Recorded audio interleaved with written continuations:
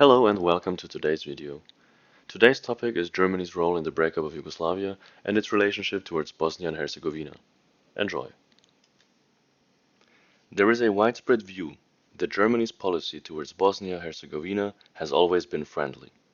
Also, that such a policy stimulated the European Union to adopt a positive approach to the Bosnian quest to eventually become a part of the Euro-Atlantic integrations. However, Stefan Schwarz, a renowned German politician, in his recent comment for Deutsche Welle, raised the question of the true nature of Germany's policy towards Bosnia from 1992 to the present day. Here, we shall try to offer possible answers to this question, so as to present a brief history of that policy. Germany officially recognized Bosnia-Herzegovina as an independent state on April 6, 1992. Prior to that, such recognition had been granted to two other former Yugoslav republics, Slovenia and Croatia, on January 15, 1992. Germany recognized these two states against the evidence by Robert Badinter, a jurist delegated by the European Commission to arbitrate in the process of dissolution of the former Yugoslavia, to recognize all Yugoslav republics simultaneously. Under the pressure by Germany, 12 members of the European Community recognized Slovenia and Croatia in January 1992. As the Washington Post wrote on January 16, 1992, quote, "The German government hailed today's event as a historic development and immediately opened embassies in the two republics. But France and Britain, which still harbored doubts about the wisdom of early recognition, said they would wait to see if Croatia fulfilled its promises on human rights before carrying out an exchange of ambassadors." There is a well-known myth, spread by the diplomats of Britain and France, that early recognition of Slovenia and Croatia triggered the war in the former Yugoslavia. Such a claim is both absurd and obscene, bearing in mind that Serbia had already waged war against Slovenia and Croatia, and was preparing a military attack on Bosnia for several months. However, the question that should be posed here is, why Germany recognized Slovenia and Croatia separately, instead of recognition of all the Yugoslav republics simultaneously, as was advised by Badinter and strongly supported by the US? Does that imply that Germany practically left the rest of the republics to their fate, to be occupied and annexed by Serbia, which controlled the former Yugoslav army and its resources? Was it a deliberate policy, or simply a reckless decision? In the same article, the Washington Post quotes the then German Minister of Foreign Affairs. "The German policy on Yugoslavia has proved correct," said German Foreign Minister Hans-Dietrich Genscher. "We've said for months that if the community decided on recognition, that would initiate a process of rethinking, above all by the leadership of the Yugoslav army." Mr. Genscher probably offered a definite answer to that question. Also, the actual response of the Yugoslav army's leadership to the German push for separate recognition of Slovenia and Croatia, counted in hundreds of thousands of dead and millions of ethnically cleansed in Croatia and Bosnia, testifies to the correctness of such thinking. Yet, was it a momentary miscalculation by Genscher, the then minister, or a long-term German foreign policy towards Bosnia, already projected to be the ultimate victim of the Yugoslav army's aggression? An answer to this question is not very difficult to reach, if we consider the German policy concerning the initiatives for ethnic partition of Bosnia, disseminated through the channels of the European Community. These proposals may have been initiated and instigated by the British Foreign Office and the French Quai d'Orsay. Yet, partition along ethnic lines has always been the only European consensus about Bosnia, a consensus in which Germany participated with all its political will and weight.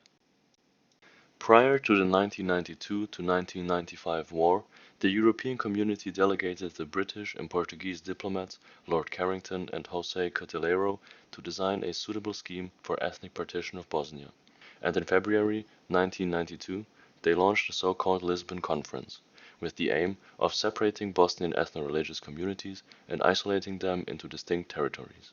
This was the initiation of the process of ethnic partition, adopted in each subsequent plan to end the war in Bosnia.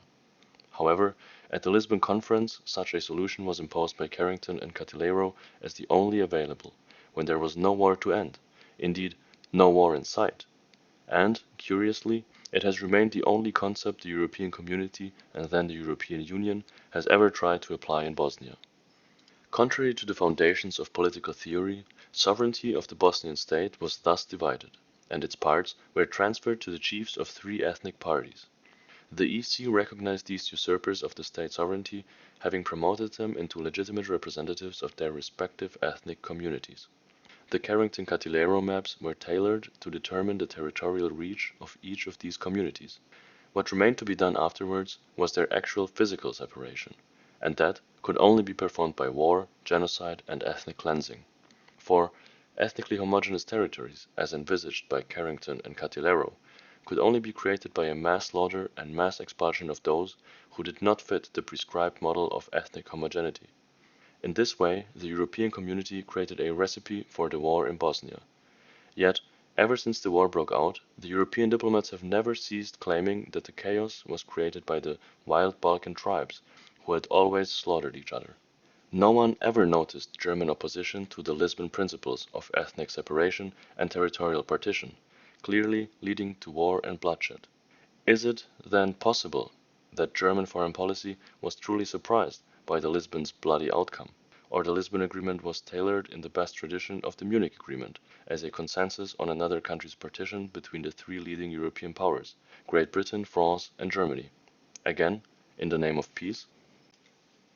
In the following peace plans for Bosnia, the European Community was represented by Lord Owen, accompanied by the representatives of the Organization of United Nations, Cyrus Vance and Thorvald Stoltenberg. Although the British diplomacy was clearly dominant in these attempts to find a proper model for Bosnia's ethnic partition, Germany's foreign ministry was always fully present there, through its Director of Policy Planning staff, Wolfgang Ischinger. In the structure of the German ministry, this position is occupied by the most senior career diplomat, so that there can be no doubt about Ischinger's capacity to articulate Germany's strategic interests. During the process of negotiations under the Vance-Owen and Owen-Stoltenberg plans, Ischinger coordinated German policy towards Bosnia together with Michael Steiner, the head of SOBOS, Sonderstab Bosnien, a special Bosnian unit established within the Ministry of Foreign Affairs. During the war in Bosnia from 1992 to 1995, Germany and the European Community never abandoned the concept of Bosnia's ethnic partition. In 1994, Germany took a more active role in its implementation within the informal International Contact Group, consisting of the UK, France, Germany, Italy, Russia, and the US, where Germany was represented by both Ischinger and Steiner. The contact group plan defined the final model of ethnic separation, having led to the ultimate breakup of the Bosnian territory into two ethnically cleansed and homogenized entities, tailored in accordance with an arbitrary proportion of 51 to 49%, which was subsequently implemented in the Dayton Peace Accords. The entire struggle within the contact group was fought over the percentage and disposition of territory granted to particular ethnic communities, two of which served as Serbia's and Croatia's proxies. The principle of ethnic partition was never put in question. In this process, Germany became the exclusive advocate of Croatian interests, in Croatia's attempts to cede the southwestern part of Bosnia, whereas Britain and France advocated the interests of Serbia in its efforts to cede eastern and western parts of Bosnia. To some people's surprise, the United States was the sole defender of Bosnia's territorial integrity within the contact group. However, under the pressure by the European Community, the US was forced to make concessions, so as to eventually accept the prescribed 51 to 39% territorial distribution as an internal reorganization of Bosnia.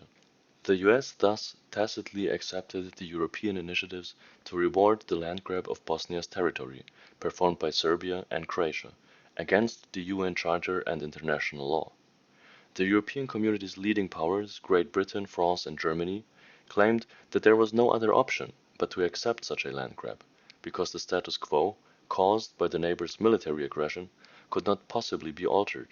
To strengthen this argument, the European Community also played the main role in imposing an arms embargo on the warring parties. This embargo effectively deprived the landlocked Bosnian army of the capacity to purchase weaponry and thus alter the status quo and liberate the country's territory. Here, the EC acted as a whole, again, without any dissent on Germany's or anyone else's part. The Dayton Peace Accords is commonly perceived as an American political project.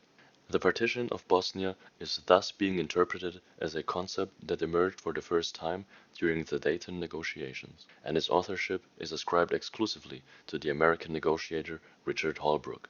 However, it is not so.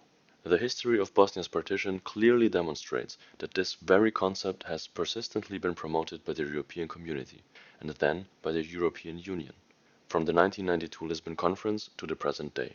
Even the notorious partition proportion of 51 to 49% was determined by the contact group well before the Dayton Conference. A clear responsibility of the US negotiator is that they've caved in to the pressures by the EC within the contact group.